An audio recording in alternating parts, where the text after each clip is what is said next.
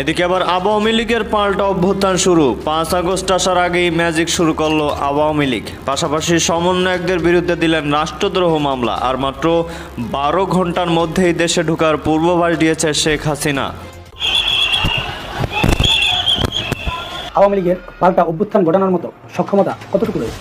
যদি বাস্তবিক অর্থে যদি সেরকম একটা অস্থিতিশীল পরিবেশ আওয়ামী লীগ যদি তৈরি করে এবং তৃতীয় পক্ষের হাতে যদি ক্ষমতা চলে যায়, তাহলে এই অন্তর্বর্তীকালীন সরকার এবং যে ছাত্ররা তখন যে বৈষম্য বিরোধী ছাত্ররা ছিল তাদেরকে রাষ্ট্রদ্রোহ মামলায় তাদের বিচার। দর্শক, দেশ পূর্বার ধরে কিংবা কাছে যারা এই মুহূর্তে দেখছেন, আশা করি সবাই ভালোই আছেন। দর্শক, এই মুহূর্তে পাওয়া খুবই গুরুত্বপূর্ণ একটি ভিডিও আপনারা দেখতে চলেছেন। দর্শক, টাইটেল থাম্বনেল ও শিরোনাম দেখেই আপনারা বুঝতে পেরে গেছেন আসলে ভিডিওটি ঠিক কত গুরুত্বপূর্ণ। দর্শক, বর্তমানে দেশের পরিস্থিতি চলতেছে, সেটা আমাদের অবশ্যই খেয়াল করা উচিত। যেহেতু আপনি ভিডিওটি ক্লিক করেছেন, সেহেতু আপনাকে অবশ্যই ধন্যবাদ জানাই। তো দর্শক, কথা আর বাড়াবো না, চলুন আমরা সেই কাঙ্ক্ষিত ভিডিওগুলি দেখে আসি। তবে তার আগে বলবো, যারা এখনও আমাদের চ্যানেলটিকে সাবস্ক্রাইব করেননি, অবশ্যই চ্যানেলটিকে সাবস্ক্রাইব করে রাখবেন। আর যারা অলরেডি সাবস্ক্রাইব করে রেখেছেন তাদেরকে অসংখ্য ধন্যবাদ। তো দর্শক, কথা আর বাড়াবো না, চলুন আমরা সেই ভিডিওটুকু দেখে আসি। রয়েছে আওয়ামী লীগ পাল্টা অভ্যুত্থান ঘটাতে হয়, তাহলে সেই আন্দোলনে অবশ্যই সাধারণ মানুষের সমর্থন এবং সাধারণ মানুষের উপস্থিতিও দরকার এবং আন্তর্জাতিক বিভিন্ন রকমের সহযোগিতাও দরকার। তো সবগুলো মিলিয়ে আন্তর্জাতিক যে সহযোগিতা আওয়ামী লীগ পাওয়ার কথা, সেটা কতটুকু তারা পাবে বা সেই জায়গায় কতটা কাজ করতে পেরেছে, সেটা আওয়ামী লীগ ভালো জানে। কিন্তু বাংলাদেশের রাজনীতিতে ভারতের যথেষ্ট প্রভাব রয়েছে। বলতে পারেন আওয়ামী লীগকে ভারত অবশ্যই সহযোগিতা করবে, যে কোনো মাধ্যমে, যে কোনো কৌশলে। আর এই জায়গায় অবশ্যই আওয়ামী লীগের জন্য অনেকটা প্লাস পয়েন্ট। কিন্তু বাইরের দেশ বা আন্তর্জাতিক শক্তিগুলো যতটাই সহযোগিতা করুক, সাধারণ মানুষের সমর্থন এবং সাধারণ মানুষের উপস্থিতি যদি আন্দোলনে ঘটাতে না পারে, তাহলে কোনো অভ্যুত্থান ঘটানো সম্ভব না। তাই আমি মনে করি আওয়ামী লীগের জন্য আগামীতে বড় চ্যালেঞ্জ হচ্ছে যে তারা রাজনীতি করতে পারা এবং তাদের নিবন্ধন ফিরে পাওয়া, এমনকি তারা স্বাভাবিক রাজনীতি করতে পারা। তো আমি যেটা মনে করি যে আওয়ামী লীগ অবশ্যই এখন সেই পরিকল্পনায় হাঁটবে না যে তারা এই অভ্যুত্থান ঘটিয়ে ক্ষমতা দখল করবে। আমার মনে হয় যে আওয়ামী লীগের এই প্ল্যানটা থাকতে পারে। আপনারা যদি একটু 1/11 যখন সংগঠিত হয়, তখন পরিবেশটা যদি একটু পর্যালোচনা করেন, তখন এটা নিশ্চয়ই বুঝতে পারবেন যে সেই সময় বিএনপি জামাত এবং আওয়ামী লীগের যেই দ্বন্দ্ব তৈরি হয়েছিল এবং সেই সময় যে লাশের উপর নৃত্য করার যেই দৃশ্যগুলো আপনারা দেখেছেন, যেই দ্বন্দ্বগুলো আপনারা দেখেছেন, এই দ্বন্দ্বের কারণে 1/11 সংগঠিত হয়েছে। এখন 1/11 সংগঠিত হওয়ার জন্য শুধুমাত্র বিএনপি জামাত এবং আওয়ামী লীগ দায়ী সেটা না, একটা তৃতীয় একটা শক্তি কিন্তু অপেক্ষায় থাকে বা সুযোগের অপেক্ষায় থাকে যে এই জাতীয় পরিস্থিতি তৈরি হলে তারা ক্ষমতা দখল করতে পারবে। মানে ক্ষমতার লোভ, মারাত্মক লোভ। এই ক্ষমতার জন্য ভাই ভাইকে খুন করেছে। এখনকার ইতিহাস বাদ দেন, পূর্বের ইতিহাসগুলোতেও ভাই ভাইয়ের বিরুদ্ধে লড়েছে, বাবা ছেলের বিরুদ্ধে লড়েছে, ভাই ভাইকে হত্যা করেছে, বাবা ছেলেকে হত্যা করেছে, ছেলে বাবাকে হত্যা করেছে। খুব নিকটজনরা নানা রকম অপকর্ম করেছে, বিশ্বাসঘাতকতা করেছে। তাই অবশ্যই তৃতীয় শক্তিরা ক্ষমতা দখল করার জন্য অবশ্যই সুযোগ খুঁজবে। এখন বর্তমান এই প্রেক্ষাপটে যদি বাংলাদেশে সেরকম কোনো অস্থিতিশীল পরিবেশ তৈরি করা যায়, মানে আওয়ামী লীগ যদি সেরকম কোনো অস্থিতিশীল পরিবেশ তৈরি করতে পারে, তাহলে তৃতীয় পক্ষ ক্ষমতা নিয়ে নেওয়ার সুযোগটা পাবে। তার মানে কি দাঁড়ালো?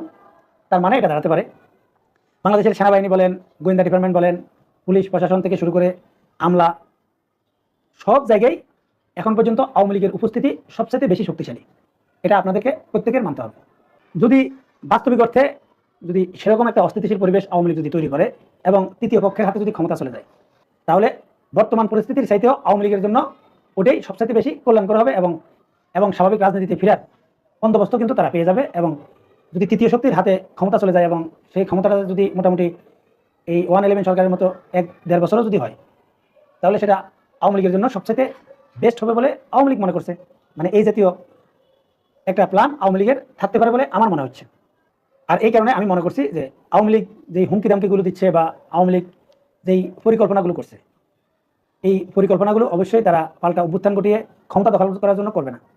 অবশ্যই তবু আমরা সেটা ধরতে গেলাম না, কারণ আমাদের রাষ্ট্রপতি তো বলেছেন যে শেখ হাসিনা পদত্যাগ করেছেন, আমার কাছে সে পালিয়ে গেছেন, এবং তিনি বলেছেন যে 106 অনুচ্ছেদে অন্তর্বর্তীকালীন সরকারকে রাষ্ট্র চালানোর বৈধতা দিয়েছে। আমরা এটা বিশ্বাস করি। আবার তিনিও তো মন্তব্য করেছেন তার কাছে কোনো পদত্যাগপত্র নেই শেখ হাসিনার। সেটা সেটা পরে বলছে আমরা পদত্যাগপত্র নেই, আমরা সেই ভ্যাকুয়াম তৈরি করতে চাই না। আমার কথা হচ্ছে যে জায়গায় আছে যে বঙ্গভবনে এই বর্তমান সংবিধানকে সমুন্নত রাখার জন্য ওত নিয়েছে, তারা পরতে পরতে এই ওত ভঙ্গ করেছে। সংবিধানের সংস্কার করা মানেই হচ্ছে ওত ভঙ্গ হওয়া। তো ওইটা যদি আপনি ধরতে চান, এই সরকার তো ওত ভঙ্গ করে ফেলাইছে। অন্তর্বর্তীকালীন সরকারের তো ওত নাই, ওত ভঙ্গ করে ফেলছে। সংস্কার কমিশন করতেছে না, সংবিধানের সংস্কার করতেছে না, করলে তো তাদের ওত ভঙ্গ হচ্ছে, অর্থাৎ সরকার নাই তো। ওইটা যদি ধরতে চান, ওত ভঙ্গ হলে তো সরকার থাকে না। যাই হোক, তারপরে আমি বলবো যে জুলাই সনদ এবং জুলাই ঘোষণাপত্র, আপনার জুলাই সনদে যেগুলো আছে, ধরেন এই যে ধরেন মোটামুটি ভাবে 5টা জায়গায় একমত এখনো হয় নাই। প্রধান বিচারপতি কি সিস্টেমে হবে, তিনি কি চিফ অ্যাডভাইজার হবেন কিনা। ওটা তো জুলাই সনদে কথা বলছেন আপনি, যে 5টা বিষয়ে, গুরুত্বপূর্ণ 5টা বিষয়ে ঐকমত্য প্রতিষ্ঠা হয়নি। আমি একটু জুলাই ঘোষণাপত্র আগে শেষ করিনি, আমি জুলাই সনদের দিকে আসছি। তাহলে জুলাই ঘোষণাপত্র সরকারের পক্ষ থেকে বলা হচ্ছে যে জনসম্মুখে মানিক মিয়া এভিনিউতে অনুষ্ঠান করে সব রাজনৈতিক দলের প্রতিনিধির উপস্থিতিতে জুলাই ঘোষণাপত্র ঘোষণা করা হবে। বিএনপি এরই মধ্যে আপত্তি দিয়ে রেখেছে, এরা মানছে না। জাতীয় নাগরিক পার্টি কিংবা জামাতে ইসলামী এখনো পর্যন্ত চুপ রয়েছে। তাহলে এইটিকে কেন্দ্র করে কি নতুন কোন রাজনৈতিক সংকট সৃষ্টি হতে যাচ্ছে? আপনার কোন ধরনের আশঙ্কা রয়েছে, নাকি মনে হয় যে না, সব ঠিক হয়ে যাবে, যেহেতু সরকার এখনো বলেনি যে কারা জানে, কারা এর সাথে জড়িত বা কারা উপস্থিত থাকবে? না, এনসিপি তো খুব স্ট্রিক্ট। তারা জুলাই ঘোষণাপত্র এবং ইন্ডিপেন্ডেন্টি না দিলে তারা এই সনদে স্বাক্ষর করবে না, তারা নিজেরা ঘোষণা করবে। ঘোষণা করলে তো এনসিপির হবে ঘোষণা, এটা তো সার্বজনীন হবে না।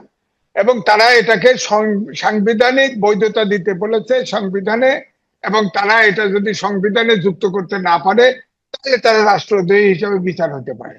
এটা হলো তাদের আশঙ্কা, তাদের নিরাপত্তার জন্য এটা করতে চাচ্ছে। সেখানে তো সবাই একমত হবে তা না। আপনি বলেন তো দেখি, কোথায় ঘোষণাপত্রে ইন্ডিপেন্ডেন্টি দেওয়া হয়েছে? একমাত্র ফ্রিডম পার্টির লোকদেরকে দেওয়া ছাড়া।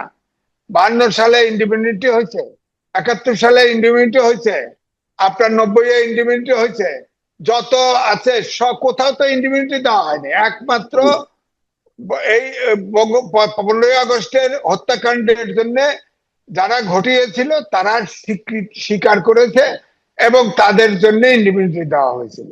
সেটা আওয়ামী লীগ সরকার এসে এটা চেঞ্জ করে কার্যকরী করে দিচ্ছে, ফাঁসি টাসি যা দেওয়া দিয়ে দিচ্ছে।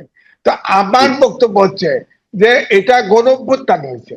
গণঅভ্যুত্থানে তো তারা সামনের কাতারে যারা নামও আসছে, যে অমক অমককে, এটা আমি পত্রিকায় দেখলাম যে তারা খুব আতঙ্কিত। আতঙ্কিত হলে আপনারা তো অনেকেই তো ফৌজদারি আদালতেও জড়িত। ধরেন ইন্ডিপেন্ডেন্টি হলো না, দেওয়া হলো, ইন্ডিপেন্ডেন্টির কারণে বিচার হলো না, আপনি কি ফৌজদারি অপরাধের উঠতে নাকি দেশে? আপনাদের নামে তো নানান কেলেঙ্কারি বেরোচ্ছে, নানান সমস্যা বেরোচ্ছে, এগুলোর বিচার হবে না? অন্য সরকার ক্ষমতা আসলে তো তারা বিচার করতে হবে, অভিযোগ আসলে বিচার করবে না? আপনার যদি কেউ 100 কোটি টাকার মালিক হয়, 1000 কোটি টাকার মালিক হয়ে থাকেন, তারপরে ধরেন এই যে সেক্সুয়াল স্ক্যান্ডেল থেকে শুরু করে অনেক কিছুই তো হচ্ছে। এই যে গুলশানে 4 জনকে রিমান্ডে নিলেন, ধরা পড়লো, এগুলোর বিচার হবে না? এটা তো ফৌজদারি ক্রাইম। ফৌজদারি ক্রাইমই তো। আপনার বক্তব্য, আমার বক্তব্য হচ্ছে আপনারা কোন এই ছাত্রদের উপরে মানুষের প্রত্যাশা অপরিসীম ছিল। তো দর্শক, দেখলেন খুবই গুরুত্বপূর্ণ প্রতিবেদন। এতক্ষণ আমাদের সাথে থাকার জন্য সবাইকে ধন্যবাদ জানাচ্ছি। পাশাপাশি ধন্যবাদ জানাই আজকে আমাদের আলোচক যারা এতক্ষণ আলোচনা করেছেন। দর্শক, এই বিষয়ে আপনাদের মতামত কি এবং আপনার কি বলতে মন চাই অবশ্যই কমেন্ট বক্সে জানিয়ে যাবেন। আর এই বিষয়ে আপনাদের মূল্যবান মতামত চাই। আর হ্যাঁ, পরবর্তী এর থেকে গুরুত্বপূর্ণ তথ্য আপনাদের সামনে আনবো। তাই সবাইকে রিকোয়েস্ট এবং অনুরোধ করব আমাদের চ্যানেলটিকে অবশ্যই সাবস্ক্রাইব করে রাখবেন। তো দর্শক, আজকের মতো এখানে বিদায় নিতেছি। আল্লাহ হাফেজ। দেখা হবে পরবর্তী কোনো ভিডিওতে।